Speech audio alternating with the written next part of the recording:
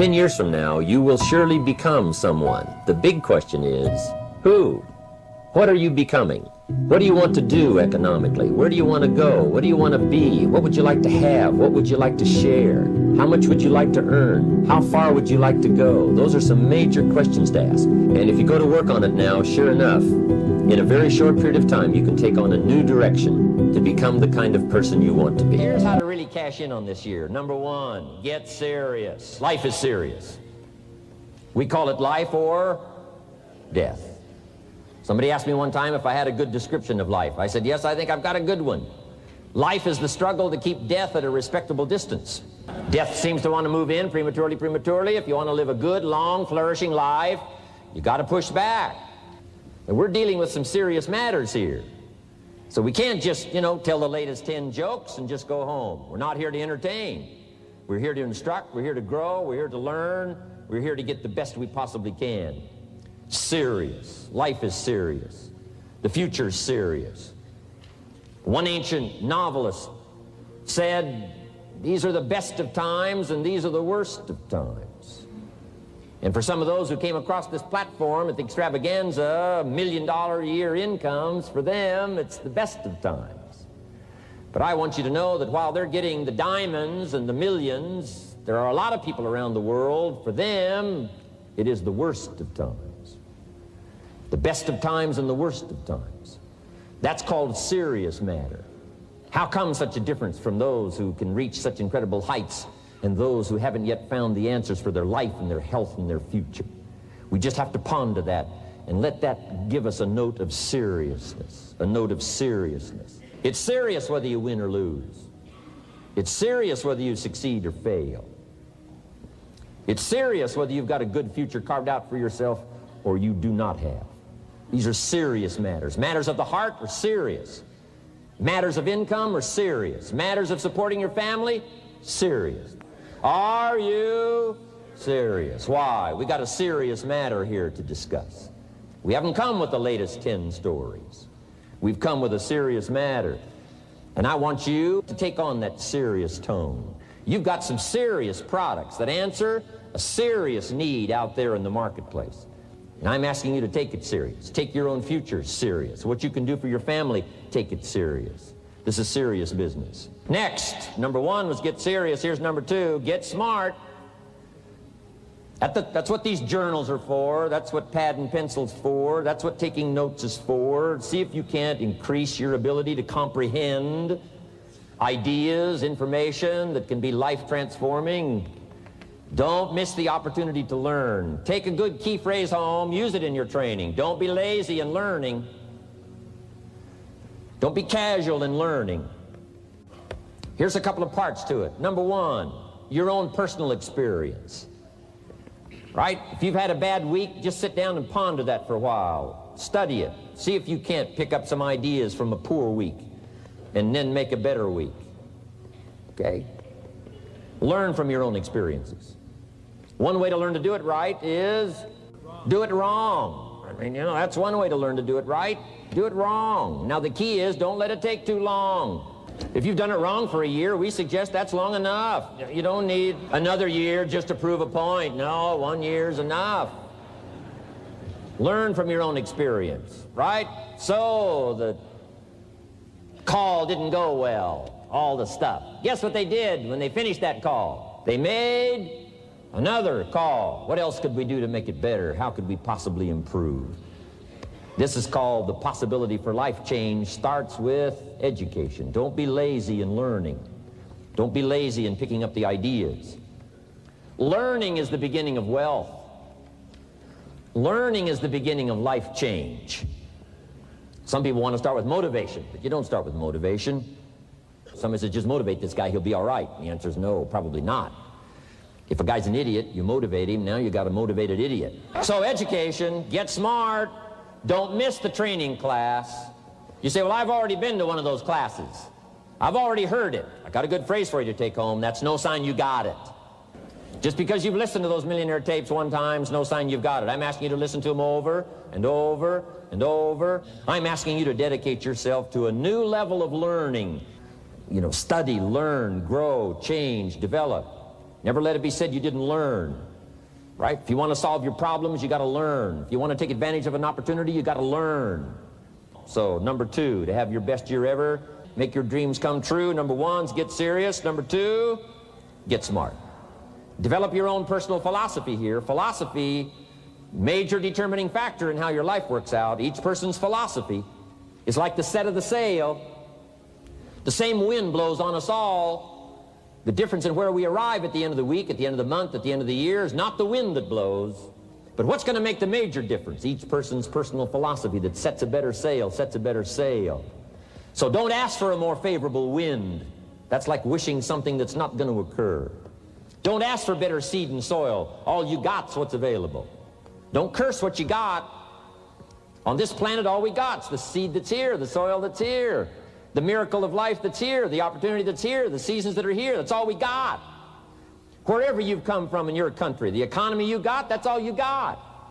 In America, our economy, that's all we got. The government, that's all we got. The marketplace, that's all we got. Whatever you do, don't criticize all you got. The key is to set a better sail and turn what you've got into the miracle of your future. Don't wish it was easier. Wish you were better. Don't wish for less problems. Wish for more skills. And that's the reason for coming here, spending a couple of days of intense effort, taking notes, rolling up your sleeves, going to work, commit yourself to learning so that you can get smarter for the days ahead. A philosophy that commits itself to having the finest no matter what it costs. That kind of philosophy. I'm asking you to develop your own personal philosophy. Get your business philosophy going. Get your financial plan going. Don't violate the conclusions of your own philosophy by not executing and taking action. But that's number 2, get smart. Here's number 3, get going. As smart as you might become after these 2 days, as many ideas as you take away from here, they're truly, as Larry mentioned, like seeds to be planted in the soil. You got to get going. You got to take action. The disciplines is the miracle process. And here's how to get the miracle of your future going as far as disciplines are concerned. Number 1, do what you can. You might go home and set a whole new pace for yourself, and we call it cleaning up neglect. Should walk around the block, could walk around the block for your good health. Don't walk around the block. See, you're on the wrong track. Should read, could read, don't read. On the wrong track. Should call, could call, don't call. On the wrong track. Could change, should change, don't change. You're on the wrong track. Letters you haven't written, conversations you haven't had with your family, somebody you should sit down with when you get back home, get that job done. Don't let neglect destroy your days, destroy your life, and destroy your future. Go back and do what you can. And if you'll do what you can, then life will give you some extraordinary things to do. We all pity the man, right? Wants to stride out of his house, go straighten out the corporation, has not yet straightened out his garage. You got to take care of the small disciplines before life will give you a chance to handle the more complicated disciplines.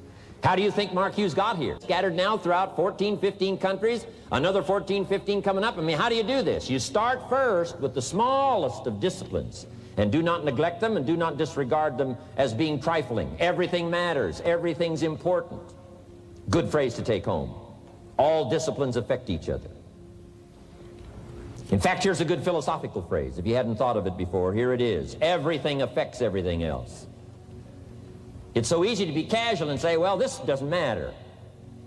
This doesn't matter. I'm telling you, everything matters.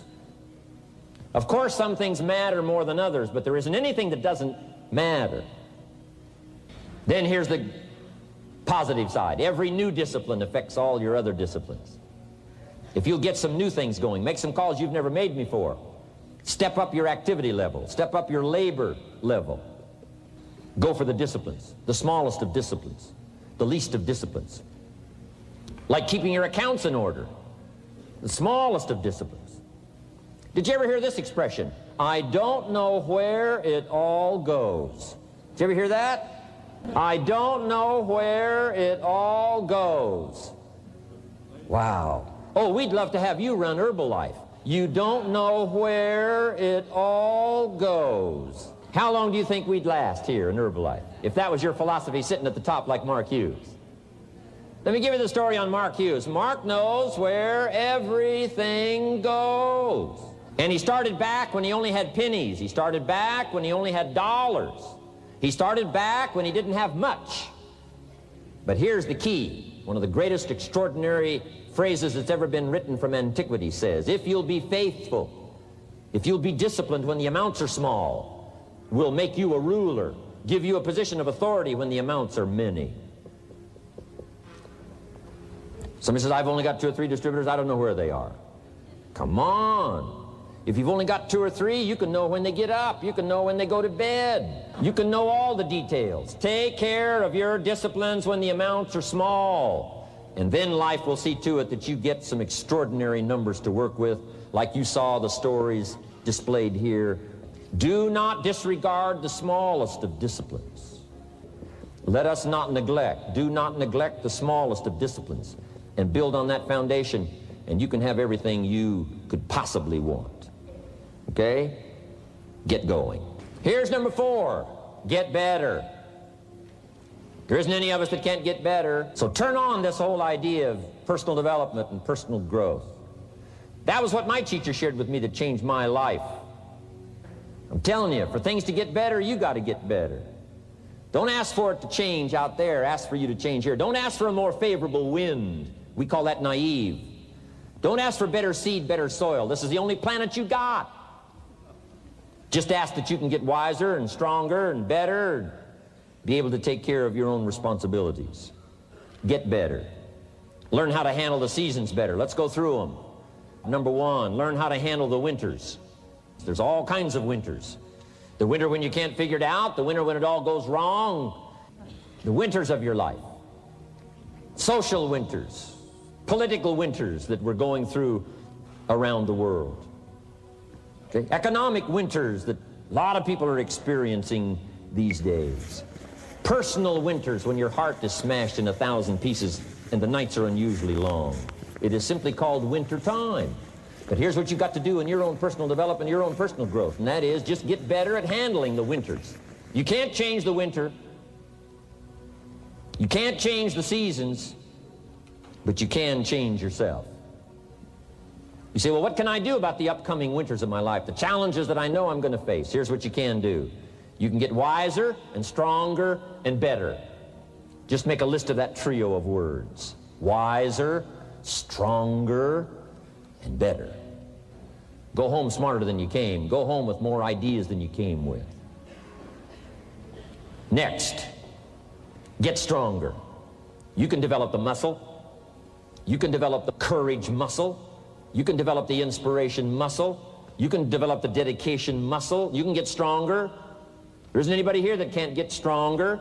Next time we see you, may not even recognize you, how strong you're going to be able to become in language, in style, in personality, the ability to cope, the ability to handle with anything that happens, no matter what happens. And the third one is get better. We can all get better. I've gotten better. First talk I gave, I stood up, my mind sat back down. But here's the secret to my success. I stood up and did it again. I stood up and I did it again. And I did it again, and I did it again all those many years ago. I did it when I was scared, and I did it when I didn't want to, and I did it when I was ill. And I did it when it didn't work well, and I did it when they didn't appreciate it, and I didn't a lot of times when I didn't know much what I was doing. I just did it anyway. And now all these years later, I'm asked to walk on this stage with the greatest introduction I've ever had, greatest response and welcome I've ever had, the greatest opportunity I've ever had to touch this many lives with a mixture of words and heart and soul. I got better. I got better day by day and week by week and month by month, and I'm asking you to do the same thing until you can develop a long arm and a long reach, until you can develop influence that won't quit. Touch people next year you couldn't touch this year. Touch people now you couldn't touch before. Conduct a meeting now you couldn't conduct before. Heart and soul now mixed in there that wasn't there, missing before. I'm asking all of you to get better in spite of the winters, in spite of the downturn, the money downturn, the social downturn, the personal downturn, whatever it is. Just get stronger. Get better. The key is not to wish for a better winter. The key is to wish for more strength, more wisdom, more courage, get better, get wiser, get stronger. Here's number 2. Learn to take advantage of the spring. Spring means opportunity. But here's the clue. Spring is not a guarantee of a harvest in the fall and the autumn harvest time. Here's what you must learn to do. Underline the 2 words if you're taking notes. Take advantage. Take advantage of the spring. Don't just be faked out by the spring because the nice weather has come and looks like everything is going to be a lot better. The winter's finally passed, the spring is here. I'm telling you, that's not going to do it for you. Just because the spring is here, it's not going to do it for you. You got to seize it with your own 2 hands and take advantage. Read the books. Study the tapes. Go back through your notes. Get ready to cash in on the spring. And now there's a sense of urgency here. Here's why. Spring doesn't last that long. To be able to say, I just got back, doesn't last that long. It's called the springtime of opportunity. Postpone a few things in the springtime. Get the job done. Set aside a few things in the springtime. Get the job done. Where I was raised, in Idaho farm country, what if you asked a farmer to go bowling in the spring? What would he probably say? He would say, you're insane. You can go bowling in the winter. When you can't plant the crop, you can't go bowling in the spring. You've only got a certain piece of time, and you got to get it done in that certain window of opportunity. And that's what we've got here, a window of opportunity. Let's take advantage of it. It's called take advantage of the spring. And there's also an urgency here. How many springs have you got in a lifetime? Not very many. Life is brief at the longest. There's an urgency here. Don't waste your springs. Don't just let them pass, hoping the time will pass. Take advantage. You've got a new organization going, seize the spring. You've got a new distributor going, seize the spring. You've got a new life situation going, seize the spring. Take advantage of it. Don't let it pass without giving it the best of your 2 hands and your attention. Number 3, first, learn how to handle the winter. Second, take advantage of the spring. Number 3, in the summer, learn to nourish and protect. We've got some major challenges now come summertime. One is to nourish our values.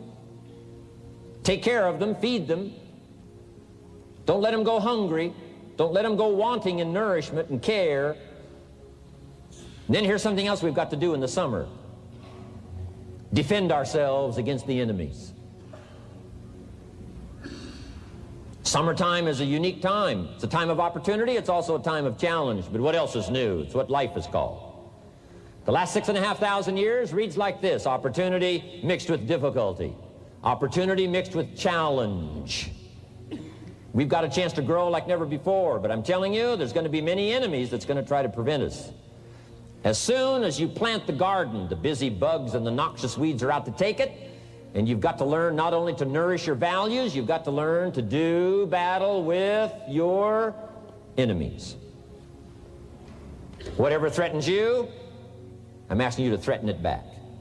Take care of your responsibility, but don't take anything off of anybody. Somebody wants to destroy your chances for a good future by their negative talk, negative thinking, putting it all down. I'm telling you, walk away if you have to. Walk away. Whatever threatens you, threaten it back. Whatever threatens your opportunity, threaten it back. Now, some of our enemies are on the outside, but here's the most important thing to understand. Some of our enemies are on the inside. Let me give you a quick list. Indifference. You got to do battle with your own indifference. Boy, it's easy to coast, especially if you've accomplished something, extraordinary. Now, somebody says, I got to relax. Here's the key: not too long. The weeds will take all you plant if you rest too long. Don't rest too long. Indecision. You got to make those decisions. The ones that don't turn out to be good gives you experience to make better decisions. Don't let much time go by without making some decisions. The ones that you can make quickly, make them quickly. The ones that take time, take your time. But get those decisions made. Don't let indecision be an enemy, rob you of the future, empty your bank account, leave you with zero in the purse. Don't let that happen.